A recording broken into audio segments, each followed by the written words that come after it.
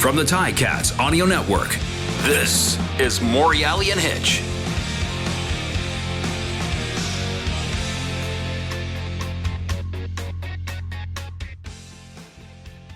We'll get this thing started. Mike Morreale, Rob Hitchcock. We got a good friend today, Marwan Hage on the Morreale and Hitch podcast, Ticat Audio Network. We got David Butko was late again.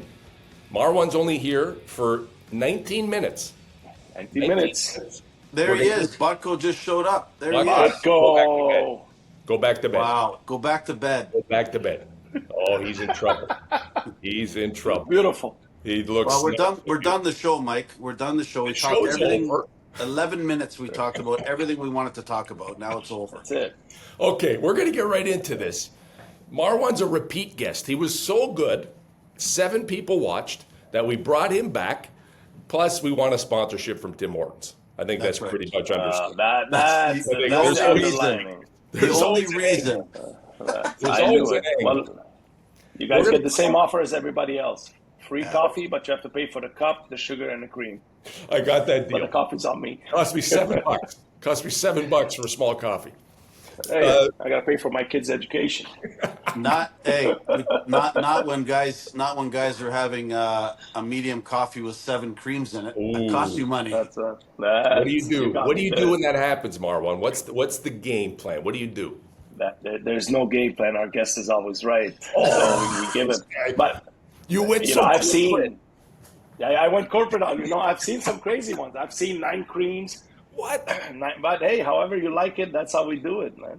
I've seen it, but some people come with some interesting orders. Oh, I bet. Which I then take the receipt and I try it, like white hot chocolate with Earl Grey in it. Really? Mm-hmm. Oh, yeah. Some fancy drinks. There's some fancy drinks that guests do that I always try after. I'm like, oh, this is good. Okay, before Hitch goes in and asks the same questions he always asks, it's going to be about that's going to be how did you get here? Last time we spoke, you were on your way to Paris, were you not? That's right. Yeah. Did you go? I went to Paris for the Olympics, and then I tried to hustle you. I figured I have a guy who knows a thing or two about basketball, get me into a game, but you weren't there. I wasn't there. Yeah. You know where I was? You were in Paris. I was at Chez Paris. I was in Montreal. Oh, yeah. Oh, nice. Chez Paris. Very, very artistic. Very good buffet.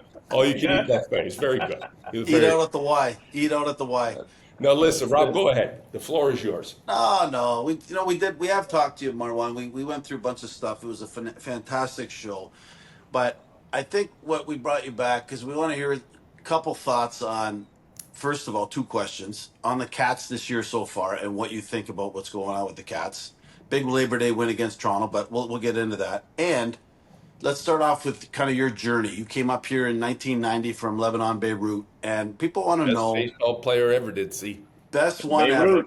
And you know what? This is kind of your journey on how you got up here, because people want to know this stuff. They don't care about Mike and I. He's from Tony Creek, or Stony Creek, as we say, and I'm from Hamilton. But you have a pretty cool journey on how you got up here and started football and to where you are today, bud. Like that, people want to know this stuff. So shoot away. Okay. Well, your 7 viewers want to know, or maybe 8 this time 17, around. 17. We're getting there, guys. We're getting there. We're going to go viral sooner or later. Okay, so my journey, obviously, I was born and raised in Lebanon during the war. Came to Canada in 1990. Very hard times for us, because the way they immigrate you, not like now. You don't get, like we said, you don't get the iPhone and the Maple Leaf tickets to get acclimated. They take you and they put you in the same neighborhood. Right, so all the Lebanese people are sitting in the same building, same school, same everything. So you kind of, by nature, you gang up there. You become, you become just inclusive. You just deal with your own people, and then you get in trouble that way because you fight against the Italians, you fight against the Greeks, you fight against the Jamaicans. So it now becomes gangs, and I was getting into a lot of trouble.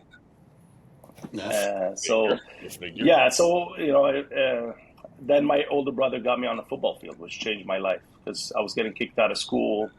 And then my parents were kind of trying to figure out how to deal with me, a lot of aggression for no reason. But just because I wasn't fitting in much in Canada, and then football changed it.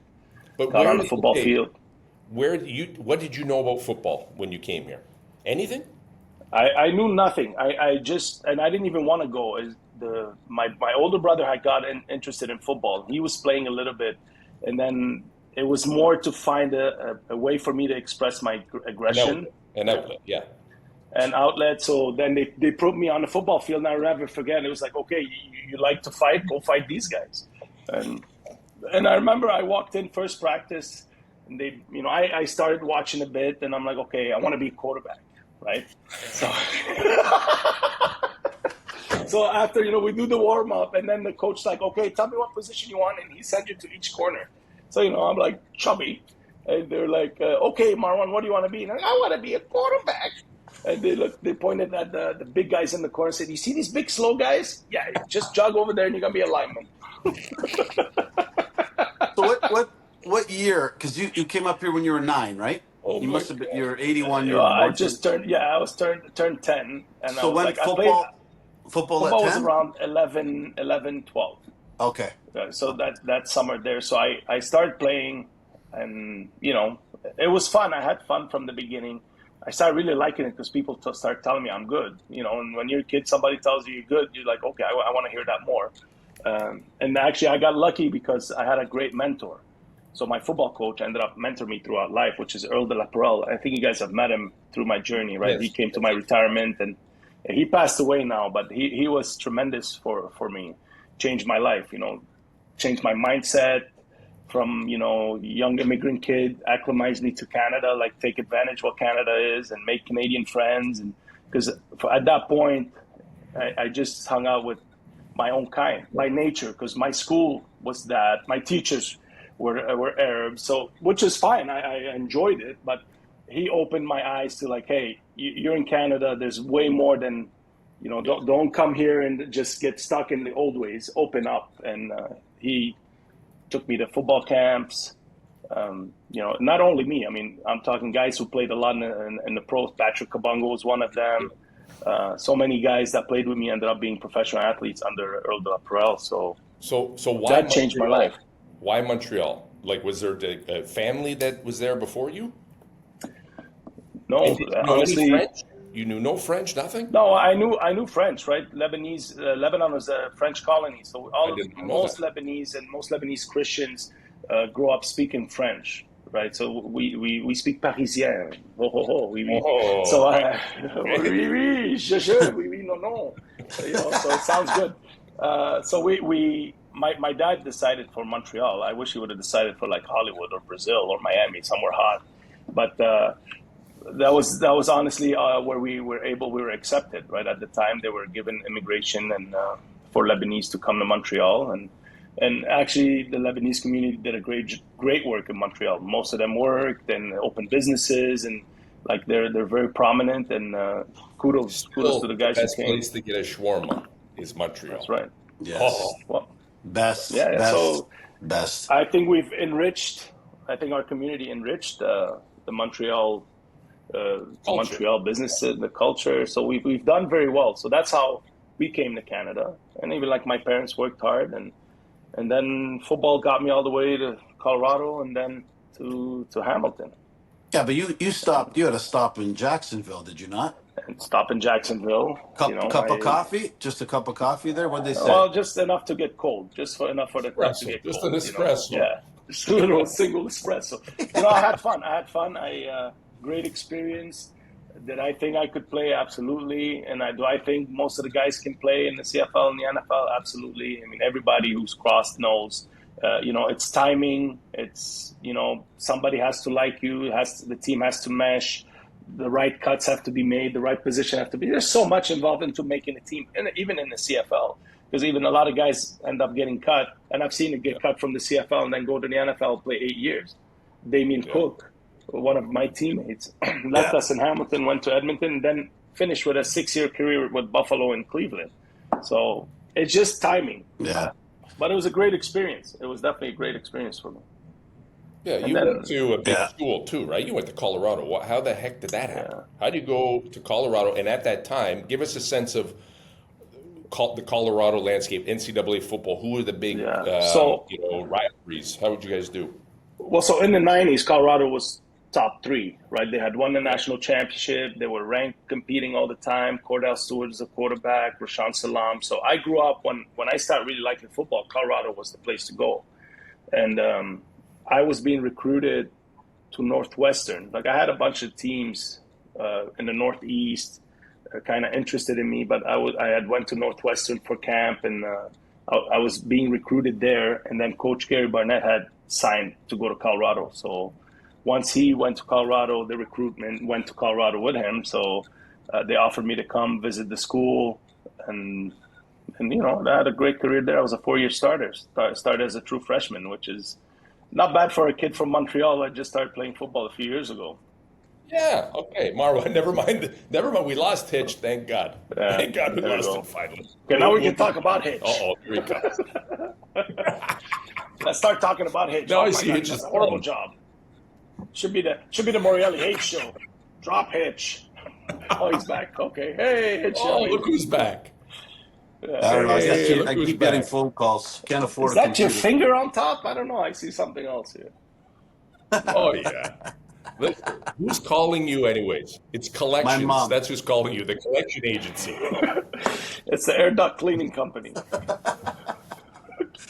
Yeah. So to continue, Colorado was, you know, I know now they're getting a lot of attention because obviously Dion is there. I was there last week for the game. It was amazing. Yeah. Colorado. Did you meet him? I was there. Did you meet him? I met Dion before, at an alumni event. Actually, his kids were very nice. They gave gifts to my kids and like balls and stuff. They're very personable, very, very, very good family. You know, what they're doing is amazing. It's new. A lot of pressure. A lot of people bash, but these kids are under a lot of pressure to perform, right? I mean, they're in the national eye. They're getting criticized, and they perform at top level. So kudos to Dion for what he's doing to the program and to the school. He's not only doing it to the football team, he's brought a lot of attention to the school. So, for sure. Attention. You know, and the media can say what they want. Like, I know he has a lot of haters, but, you know, it's good to have haters when you're doing stuff that's positive for the community and the school. And but Colorado was always top. Even in my time, they dropped before. After I left, they dropped. They had some problems, but they got sanctioned, I think. So, but when I went to visit, it was amazing. It was amazing. I fell in love, and there was a chance for me to compete, to play, not to start. But there was 5 seniors leaving, and so the position felt like I could come in and hopefully try to play my second or third year. And with a few injuries, me being ready, and I started as a true freshman. So, and we won a Big 12 championship, Big 12 North championship. We did all right. Did you go anywhere else in a recruiting trip, or is it straight? Did you go straight there and that was it? No. I went to Syracuse. Actually, the Pilon brothers were my hosts. Yeah. I went to Wake Forest, where Thomas. Remember the kid that played with us, tight end from Wake Forest? Oh yeah, Thomas. Yeah.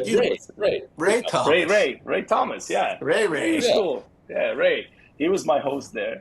I went to, where else did I go? I went to 5 visits. Obviously, CTE must be hitting. I can't remember, but I had a couple of big schools. Recruiting also. So Virginia was one of them. Miami were one of them. We had a bunch of schools in the Big East because they used to recruit heavy in Montreal. Miami, yeah? I would have been like Sherko, never made it back. I would have never made it back.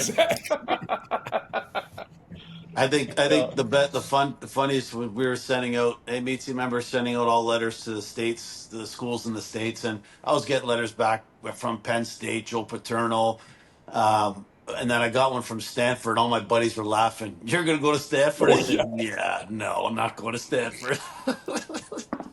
Grades aren't good enough. Even if you could go to Stanford. Surprisingly, I had a lot of schools. I had a lot of options to go. And well, what happens is once big schools offer you, a lot of teams offer you without even knowing who you are, or not even like, once you get on the radar and they know, they try their luck. They send you the letters. Like I have boxes at home. My parents' running shoes boxes full of letters. Yeah. They were fun. Every day you get 4 or 5 letters handwritten. How about now? Some of these guys getting paid $1 million they don't even have to get drafted, and they're good for life. Some of these Right. players, it's unbelievable. Shadur Sanders making $5 million to play at college. I would stay there for another 10 years. Yeah, Yeah, right. yeah. Offensive lineman getting 200K to start. Yeah, Right, like this. I mean, good for the players. If I'm all about players getting paid. Because if they're getting paid, that means the money's there. yeah. But then what happens 100%. to everybody who played before who never got anything? I mean, we played I for know. $800 stipend, and the same crowd, right? But there was the same crowd, 80,000 people in the stands. They were paying for beers and T-shirts, and the school profited. So good for the players. I'm all about players and Yeah. talent getting what they deserve. So Absolutely. that's my union. you're That's right. my union hat, Mike. That's my old That's days. right. Right. Wait till That's I become right. on the ownership side. Oh, Yeah, but oh Oh how my about God. how about this? How about this? You're getting paid. You're getting paid $5 million. You finish 4 years. You don't go to the NFL, and you come up in the CFL, and you make 150 grand. Like, where is there? Do you want to play? Like, that's where I'm.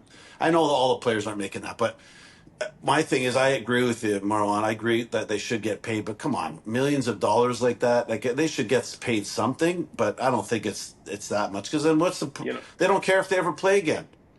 well, there's so many football players coming behind him that it doesn't matter. Yeah. Yeah, Right. So yeah. I'm all about, hey, if you're a talented kid and you deserve 5 million, they're paying you 5 million because you deserve 5 million.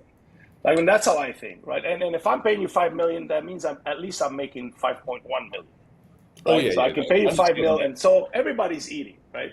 Yeah. And if the kid doesn't want to play after, and he made his 20 million, hopefully he graduated from university and he can set up his life, man, kudos.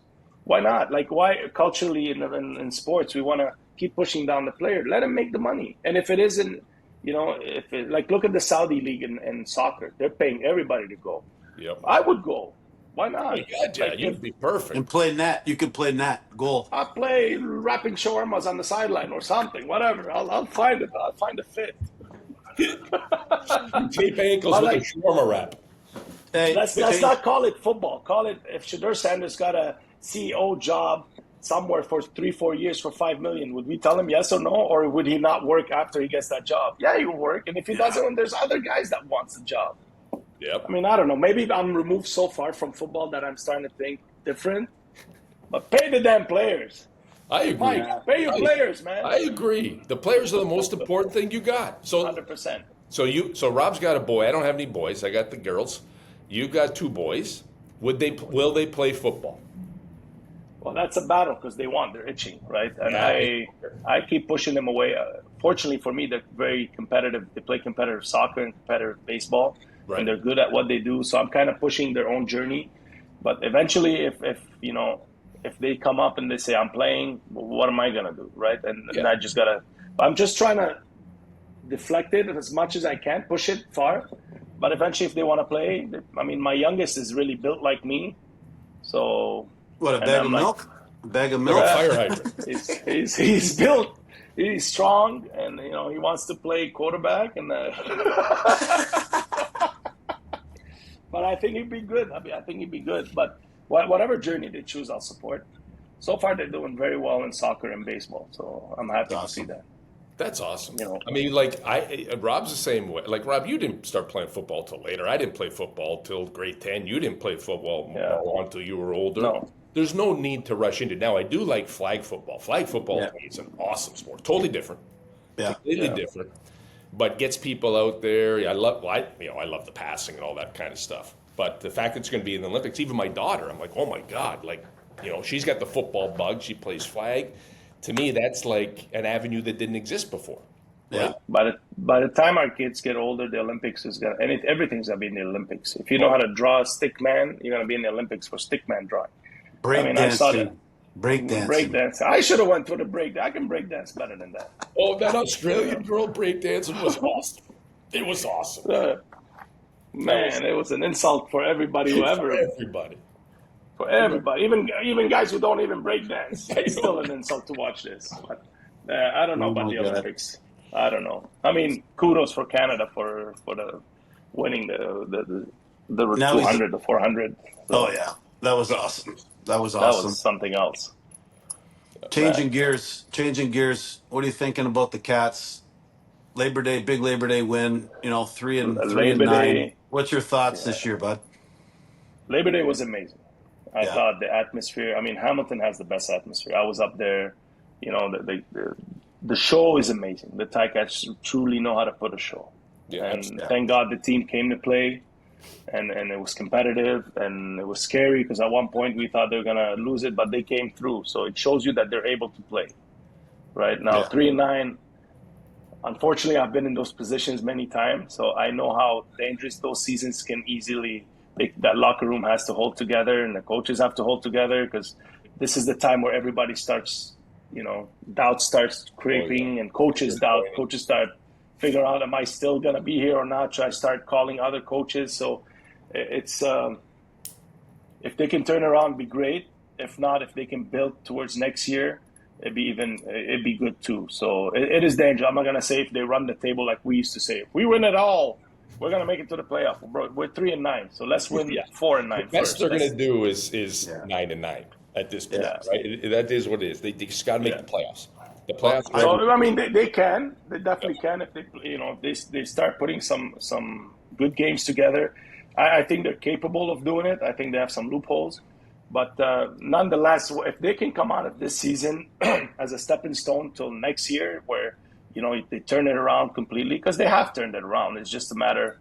It's an off year. That's what it looks like, and But make let's not adjustments. discredit how important that win the other day on Labor Day was. Like for Oh, the that was team, amazing. yes. For the fan base, it was everything, right? Like that winning on Labor Day means more people may come after to watch. Was I frozen the whole Is it time? back? Oh yeah, you Pay said let's pay your Labor Day. bills, You're God. frozen. You want me Listen, to pay your bills for you? yeah, I can. I'm going to comment on what Chris Jones has been doing with that D. I mean, we've talked about it. You know, Mark Washington did a great job for a bunch of years, and to get that new voice in, and now I see them playing that 30 defense, that 3-man front, and I don't know. It just seems like they're flying around. They're hitting guys. I mean, that new voice I think really does help. And you heard the same voiceover for years and years and years, and Mark did a great job. But to get Chris in, and he's only implemented a small part of his plan. I see some really good things with that D. I saw some really good things on the turnover last week, and they're flying around hitting people for again. And I didn't see that for the first 7-8 games, so I'm pretty Yeah. happy about the D. Well, that's why I said if that can be a stepping stone to next year. I mean, I played Chris Jones' defense when it was fully loaded in Toronto, which was one of the best defense I've ever seen. Right? He kept you confused. He went with zero blitz, based out of a 3-30 defense. Yeah, Right? So, and they were unbelievable. Every position. I Let's think not they were forget having where like, that started, right? Chris Jones learned from Don Matthews. Chris Jones is a yeah, disciple of Don Matthews. So Don was, yeah, between him and Ron Lancaster, two completely different coaching styles. yeah, The best coaches I've ever had by 100 miles. But then there's guys like Sudsy who maybe struggled as a head coach, but as a D coordinator was the best. And that's where I think Jones is. Like yeah. Jones as a head coach, rain, rain, I don't rain. know. Jones as a defensive coordinator, perfect, right? You know what? He never coached me, so I don't know him at that level. But I played against him, and I remember trying to steal his signals, and I remember how competitive his defense was. And he had some loose cannons on the Oh defense. yeah. I mean, even in Montreal, if I remember, Ed Filion was something else too. Like they've always had those. I don't know if they have those character D linemen anymore, but those guys are hard to coach, hard Oh to put them yeah. in position. They play ball, they're loose, very hard to control these guys. You Yeah. don't know what they're doing. They're going against everything that is normal. But Well, good, man. As long as they, yeah, they got a bye week this week, so they're gonna relax a little bit and listen to the broadcast, and it's like when you get a win like that, such a big win on Labor Day, not only for the fans but for the organization, they really needed it to have that bye this week to come back fresh. I think you're gonna see a different team, and we always said it. We played a lot of years, guys, and we had that bye week. Losing a game going into a bye week sucked, right? You didn't want to well, leave, you didn't want We to go had on a bye vacation, week. I was in right? Vegas the next day. That's where I Yeah, went on my bye week. So we're gonna have a well, good time. but because we remember when won. we'd come back from a bye week on a losing season, there'd be 13, 14 new guys sitting in that locker room, right? Oh So yeah. it's it was great. The win was great for Hamilton. It was great for the city. It was great for the atmosphere. I mean, it was it felt like a mini Grey Cup. It was unbelievable, which is Yeah. good to see. It's good to see the fans are so engaged. I think the team has a journey to go through, which is a good journey. Even, you got to go through a journey to build a champion, Yeah. and you never know. They can catch on fire if they make it to the playoff. They have the capabilities to win it all, but obviously they haven't shown it. But we can't just sugarcoat it. It's a journey they're going through as a team. New coach on defense, quarterback in and out. So they got to figure a lot of things. But they definitely have the right places, the right keys. So Yeah. you took over from Carl Coulter when you came to Hamilton. Carl was supposed to come on the show a month ago, just didn't show up. Just didn't show Attaboy, Carl. So thank you for showing up, number one. But we actually had Archie Amerson. You would have played with Archie, right? When at the beginning of your career, you played with Archie. I don't know if I can say my story with Archie. I don't think it's You but could try. Well, hey, he let a lot out on our show, and I had a couple buddies that listened to it, said that was a fantastic show. Like yeah. I didn't know was- some of the stuff, buddy. He's the hood, man. I didn't know he me was and that. him, we and him had a run in early on.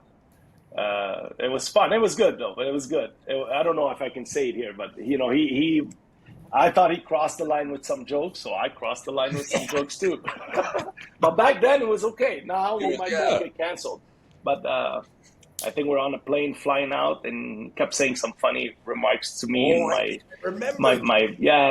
my background and where I'm from. And remember, September 11 wasn't far. Yeah, that's right. They're talking a few years off. So I sat quiet. I mean, what am I gonna do? Fight this little man like in a plane? So I laughed it off, and then I waited for another day, and I went in the locker room with a bunch of stuff, and I put in his locker. Yeah. He was pissed. He was pissed. He wanted to go after me. I loved it. I love these kind of jokes. I could take it. Yeah. And he could take it too. So, but back then it was good. He was pissed. We laughed it up, and then it was all good. And you But I moved. had big respect What for was him. the Yeah. stuff? What was the stuff? I can't say. I'll say it offline, but these are old days. A lot of things we can't say. Oh, there's a lot of. There's a lot of. We had a good. Listen, we had. I know you got to get going, Marwan. We had some good times, my friend. Good locker room, good people. That is really why we won more than we lost at the end of the day. You know what? We played in it at a time when there was no Bob Young, and then when Bob came, Bob wasn't the Bob that you see now. Like, he was working on it by the time it started to ramp up, after a few losing seasons. Then things started coming our way. But we had to keep the tape on in between practices. We had to eat Subway for training camp. We had there was not a lot of extra stuff. But that's also what made us more of a family. You know what I mean? You'll never hear me say anything bad about my journey in Hamilton. Even, I swear, I say it all the time. Every game we went the other day, I always say it. It's stuck in me. Every time I cross into Hamilton, I always say it's a great place and it's been great to me. Yeah. And it's just a magical place. The team, the journey. When you retire and you haven't played in so long, you kind of remove from the emotions. You enjoy it more now, right? I enjoy the journey of what we did so much more. I don't really care how many I won, how many I lost. I think about how much fun we had. Yeah. The laughs we had, they were nonstop. The jokes were nonstop. The laughs were nonstop. It was good time. And like you said, it was simple. Like, we had to rush down to Duarte's to get $2 sandwiches, right? Like, but it was simple, enjoyable life, man. Like, I wish I could go to Duarte's now and get a $2 sandwich with a pasta, right? It was good time. It was such a niche time for me. Even I really enjoyed Hamilton. And even till today, maybe it's just embedded in my head that when I go there, it's like when I go to Vegas. I'm always happy. Same when I go to Hamilton, but not the same outcome. Right? So do you guys, I know for me, when I'm field level and I watch these guys play, I say to myself, I cannot believe I play like that. Like, I can't believe the hits and the contact, and I can't believe we did that. You know what I mean? Do you ever feel that way? Like, what the hell were we thinking? But we didn't So think when I was at Colorado last week, and we're on the sideline watching the warm-up, and the offensive lineman came up, and they do the warm-up in the D-line, they do one-on-ones before. And I looked at them like, oh, my God, these guys are huge. Like, then I'm like, well, it's not like they were small in my days. Right. But, I see them, like, I definitely see it harder. like now that I'm out, like, oh, it's impossible. Look how big this guy is. I could never push him. But I didn't think like that back then. So definitely, once your mind switches from athlete to civilian, right now we all have civilian mind. Right? It's different. Civilian mind is very lazy. Like, oh, yeah, I'll do it tomorrow. Where an athletic mind or competitive mind will just get it done, right? So, yeah, but I look at it as, you know, the safety of the athlete now, which is great. I think you got to preserve the guys and do everything. But the equipment now, Mitzi, Marwan, the helmets, they're like these helmets. I looked at these helmets in the locker room last year. I went in there. I'm like, there's like 5 different sets of helmets. They all conform to your head. We wore ones that I cracked in the ears fitting guys. Oh yeah. So my last year, they had to take my helmet away because I had a crack and it couldn't get fixed. And then they gave me the new model helmet. That was the only year I played with the new model, and I didn't want it. I like the old Air that gives you the 5 things on the head. But that wasn't smart of me either. Maybe I should have looked at the different helmets. But again, no matter how many helmets you have, when a guy's gonna hit you, it's gonna hurt. Right. I used to always have a coach tell me, you can tape your ankles as much as you want. You're 300 pounds. You're going to roll. Once it rolls, it's gone. No spat, no tape. It's going to help you do nothing. Once you roll your ankle, it's gone. So it's different times, but good for the players, man. At the end of the day, I'm pro player all the way. I love when the players make good money, when they play hard, because I know how much work. I really don't care what people say. Like, I still don't believe nobody ever steps on the field wanting to lose. Never. No. I don't believe it, not one bit. Now, you do lose, you do win. That's life. But to go back, Morreale, to your story, I have vivid, like imprinted in my head, 3 and long or 2nd and 18, and you going across the middle, slow as shit, but jump. Somehow you jump. Like, I can see you all the time, jumping high, catching at the highest point, and then get killed. And like, oh my God, and I can see that. And me running up to you, say, hey, good job. Yeah, but we always can count on you on like long plays. Like, just throw it to Morreale. And I remember once you broke, and they caught you, but you broke. You were going to score, and they just jogged behind you and caught you. But you had they jogged.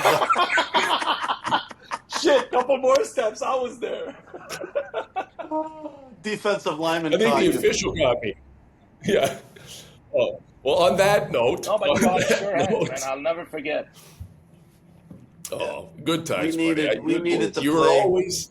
We needed to play with you for a couple more years. It was our end of our career, Marwan, and I know you had a fantastic career, and I wish we could have, been that journey with you. But I tell you, if you would have fit in, fit in with us too back in the early '90s, mid '90s. I know. Good time. Well, you know what? I got to experience that. I think I got to experience the end of that culture. And I took it in my career. And then towards the end of my career, like I would say, it changed. Right? When you're after practice, players want to go play PlayStation. I'm like, bro, what are we doing here? What do you mean go play PlayStation and whatever Game of Duty? I don't even know the name. I'm like, no, I don't do Game of Duty. I'll see you in the parking lot, get the beers, let's sit down and chill. That's it. That's it. On that note. But it changed. It changed. It evolved. That's it. Well, listen, we were able to say. I got to get to work here. Yeah, you got to get to work. Hitch, not so much. I have to get to work. And listen, we had playing together was the best thing that ever happened to all of us. No doubt, right? Just being able to be on that field together, win, lose, who cares? Drink the booze, have fun, let's have a good time. And that hopefully that never changes when we're around each other. So with that, from myself, Hitchcock, the Tim Hortons man himself, Marwan Hage, and David Butko, who was late and probably going to lose his job soon. This is the Morreale and Hitch podcast, live on the Ticats Audio Network. We love you, Butko. Same boys. That's another episode of Morreale and Hitch on the Ticats Audio Network. Have a question or a comment for them? Email us at mnh@ticats.ca. That's MANDH@ticats.ca.